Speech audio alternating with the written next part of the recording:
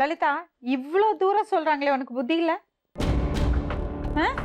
கூட பிறந்த அக்கா சொல்றாங்க அவங்க அம்மா செத்ததுக்கும் இந்த பொண்ணுக்கும் எந்த சம்பந்தம் இல்லைன்னு. இப்ப மாசமா இருந்திருக்கா, அவங்க அம்மா வீட்டுல இருந்திருக்கா. இவர் தான் சோறு போடாம அம்மாவை கொண்டிருக்காரு. உங்க அக்கா மேல உங்க அம்மா மேல இருக்கிறது கோவத்துல உன் வாழ்க்கைய கெடுத்துக்காதே. அவர் தாம்மா உன்னை ஏமாத்தி இருக்காரு. அவங்க எல்லாம் கோவத்துல ஆத்திரத்துல உன்னை திட்டி இருக்காங்க. எனக்கே கோவம் வருது இப்படி உன்னை ஏமாத்தினாருன்னு தெரியும் போது. அந்த பொண்ணை பாரு, அவங்க சொல்றாங்க பத்தி அடிச்சிருக்காரு, அவளை வர சொல்லு அவளை வர சொல்லுன்னு. அதுக்காக தான் உன்னை வள வச்சிருக்காங்க.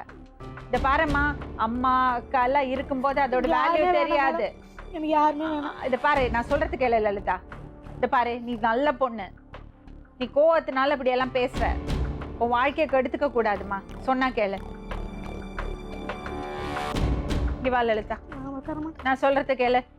நான் உன் நல்லதுக்கு தான் சொல்றேன். வாடிமா, வா வா, நான் சொல்றது கேளு. லலிதா, நான் உங்க அம்மா லலிதா, லலிதா உங்க அம்மா, நான் சொல்றது கேளு. வா அம்மா, கூப்பிடுங்கம்மா, அத திட்டாதீங்க. வா அந்த கூட நாங்க பரவாயில்ல, யாரு என்ன சொல்லு சொல்லாத பரவாயில்ல, பாத்துக்கிறோம். வா வா, இது நாங்க பேசுறது உட்கார், நான் சொல்றது நாங்க பேசுறது தப்பு தான். ஈரமா நாங்க பேசுறது தப்பு தான். ஈரமா ஈரமா, வா இங்க வா லலிதா. நான் வீட்டுல வர மாட்டேன். அப்ப இந்த பொண்ணு ரத்தி என்ன பண்ணுவான்? நானாமா பாவம் பண்ணேன்? எந்த பாவமும் யாருக்கட பண்ணல. இங்க வா, நான் சொல்றது கேளு. வா, அவ்வளவுதான். அவங்க உட்காரு, அம்மாட்ட உட்காரு. இந்த பொண்ணு கேஸ கொடுத்தாங்கன்னா நீங்க 2 பேரும் உள்ள போனோம். உள்ள போது நான் தயாரிக்கானே, அவரை விட மாட்டேன். நான் எந்த துரோகமும் யாருக்கட பண்ணல.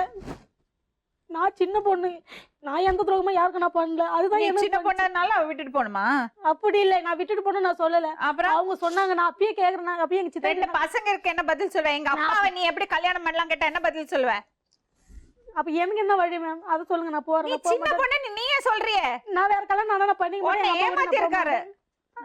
யார் தப்பு கிடையாது. தப்பு பண்ணதுக்கு நீ அவன் நல்ல வேற ஒருத்தனை கல்யாணம் பண்ணி அவன் எதிர்க்க நீ கெத்தா நிக்கணும். உன் கூட இருக்கு எப்படி 2 குழந்தைகளை விட்டுட்டு வந்திருக்காரு. உன்ன உங்ககிட்ட வந்திருக்காரு. எப்ப வேணா அவர் அது மறுபடியும் செய்வாரு. இப்ப என்ன அப்ப புள்ளையோட நிப்பா, குழந்தை குத்துட்டு போலாம் நான் வந்துக்கிறேன்.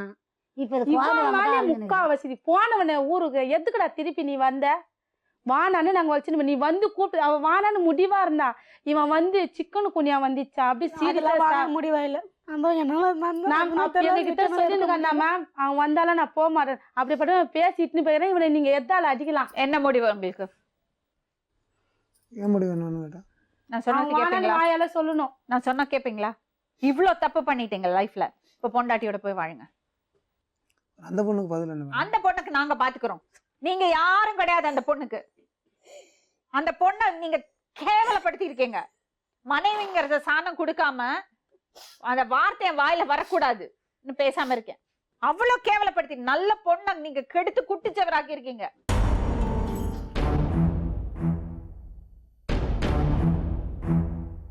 லவ் மேரேஜமா?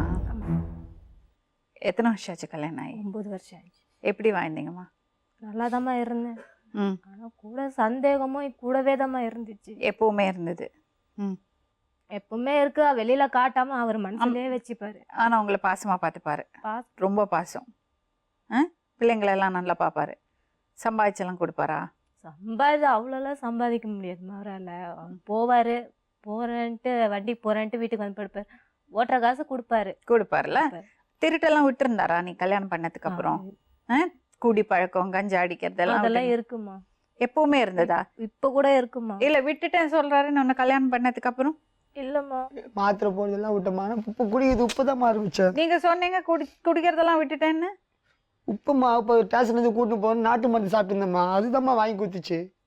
அதுக்கு முன்னாடிமா ராஜி? அதெல்லாம் இருக்குமா? எப்பவுமே இருந்தது. எப்பவுமே எனக்கு கஞ்சா அடிக்கிறது. எனக்கு வந்து கல்யாணம் ஆன அப்ப எனக்கு தெரியாதுமா. கல்யாணம் ஆன புதுசுல ஒரு காணோன்னு தேடிட்டு இருந்தாரு, பரபரப்பா தேடுவாரு. என்னன்னு பார்த்தா அது மாதிரி பேக்கெட்டு இருக்கு அப்படின்னு சொல்லியிருந்தேன். ஒரு பேக்கெட்டு அப்படின்னு. என்னப்பா இது பேக்கெட்டுன்றே, என்னது இது என்ன?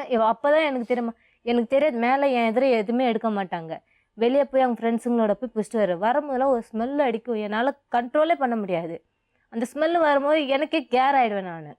அப்போ கேட்கும் போதெல்லாம் என்னப்பா இது வாசனையாக இருக்குது ஒரு மாதிரி இருக்குன்னு, ஒன்றும் இல்லை பீடி பிடிச்சிட்டு வரேன், ஒன்றும் இல்லை இப்படியே சொல்லினேன். அதுக்கப்புறம் எனக்கா தெரிய வந்து நானும் கேட்க ஆரம்பிச்சிட்டேன், இந்த மாதிரி நீ பிடிக்கிறியாமே எனக்கும் சொல்கிறாங்க, இல்லை எனக்கும் நிறைய பேர் கூட சொல்லியிருக்காங்க, நான் உங்ககிட்ட கேட்காம இருந்தேன். ஆமாம் நான் பிடிக்கிறேன், அதெல்லாம் நீ கேட்காத அப்படின்னு சொல்லிட்டேன். சரி, அதுக்கப்புறமா நான் தனியாக கல்யாணம் புதுசாக யாரும் அவங்க வீட்டில் என்னை சேர்க்கவே இல்லை. நான் எங்கள் மாட்டில் போட்டு இந்த மாட்டில் வச்சு நான் சின்னதாக ஒரு வீடு எடுத்து நாங்கள் அங்கே 2 பேர் தனியாக இருந்தோம். அங்கே நல்லா இருந்தோம்மா. இவன் சந்தேகமா என்ன கரமோ எனக்கு தெரியல, நல்லா இருந்தால் திடீர்னு செம்ம அடி. எனக்கு அந்த வயசில் எனக்கு 17 வயசுமா எனக்கு கல்யாணம் பண்ணுது. எனக்கு இந்த மாதிரிலாம் குடும்ப வாழ்க்கைன்னா என்னன்னு எனக்கு தெரியாததை நான் விழுந்தேன். நான் அப்போ கூட நான் சரி இதுதான் வாழ்க்கைன்னு ஆயிடுச்சு, நான் 2வது என் வீட்டுக்கு நான் போகக்கூடாது, நம்மளே நம்ம தேர்ந்தெடுத்த வாழ்க்கை நம்ம கையில தான் அப்படின்ட்டு நான் எவ்வளவு கண்ட்ரோல் பண்ணிருக்கிறேம்மா. நான் அடிச்சிருக்காரு அப்பவே செம்ம அடிமா, என்னால கண்ட்ரோலே பண்ண முடியாது. ஏன்னாமா அது குளிக்கும் போது துணி வந்து ஸ்க்ரீன்ல போடாம பத்துச்சு. பாத்ரூம் வந்து குளிக்கிற பாத்ரூமு ஒரு சின்ன பையன் வந்து எட்டி பார்த்துதான்ட்டு என்ன சட்டை குடிக்கிட்டு பச்சை. அந்த பையன் சாப்பிட அவங்க அம்மா வேலை செய்யற வீட்டுல வந்து கொடுத்துட்டு போனாங்களாம். அக்கா இது உங்க வீட்டுல இருக்கட்டும்க்கா, நான் அப்பா போனவனும் வந்து எடுத்துக்கிறேன்னு அந்த பையனோட அக்கா வந்து கொடுத்துட்டு போச்சு. அவனும் வருவான்னு பார்த்து நான் எல்லா வேலையும் முடிச்சுட்டு சரி நம்ம குளிக்கலாம், அதுக்குள்ளேயும் அந்த பையன் வந்து எடுத்துன்னு போயிடான். அந்த பையன் நான் குளிக்கிற நேரத்தில் கதவு தட்டினாமா. இவன் பக்கத்து வீட்டில் தான் இருந்தான். குளிக்கிற நேரத்தில் கதவு தட்டினான். என்னடா விஷயம்னா, அக்கா சாப்பாடு வேணும்க்கா, பசிக்குதுக்கா எங்களுக்கு அப்படின்னு. அக்கா குளிச்சுன்னு இருக்கேன்டா, சின்ன பையன்மா அவன், அக்கா குளிச்சுட்டு இருக்காண்டா, நான் குளிச்சுட்டு வந்தோடனே நான் பை எடுத்து கொடுக்குறேன்டா அப்படின்னு. அது பக்கத்தில் இருக்கும் இன்னொரு பசங்க போய் சொல்லிச்சா என்னன்னு தெரியல, கதவை திறந்த ஒன்றும் ஒரு அடி, செம்ம அடிமா. எனக்கு அப்போதாம்மா எனக்கே தெரிஞ்சுது, போயும் மனசுல சந்தேகம்னு ஒன்று. அதுலேருந்து நான் யாருக்கிட்டே நான் பேசுறதே விட்டுட்டேன்ப்பா. நான் என் சொந்தக்காரங்க ரோட்டில் போன விட நான் பேச விட மாட்டேன்ப்பா. நான் சரி நம்ம அண்ணங்கிட்டே பேசினா கூட ரோட்ல பாக்குறவங்க தப்பா என்ன நினைச்சு என்ன சொல்ல போறான்னு எனக்கு எந்த வழி கூட தெரியாதுமா.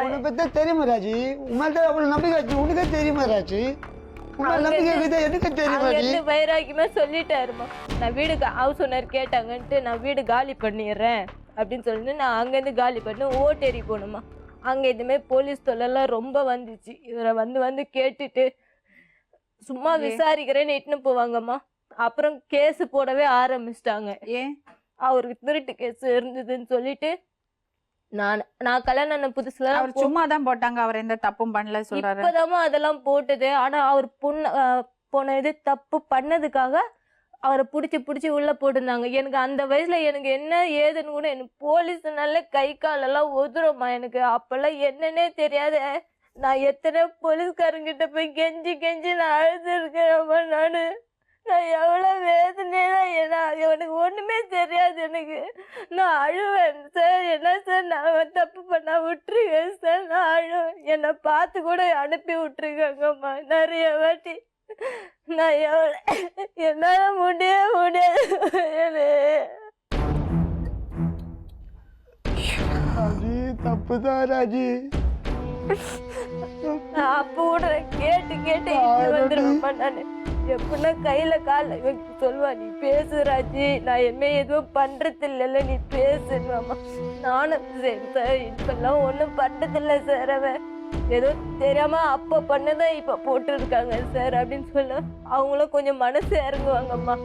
அதுக்கப்புறம் என் பெரிய பையன் பிறந்த கையோட அடிக்கடிக்கு வந்து அந்த இன்ஸ்பெக்டர் மாறினா வந்து கேட்பாங்க, இன்ஸ்பெக்டர் வந்து மாறினா வந்து கேட்பாங்க.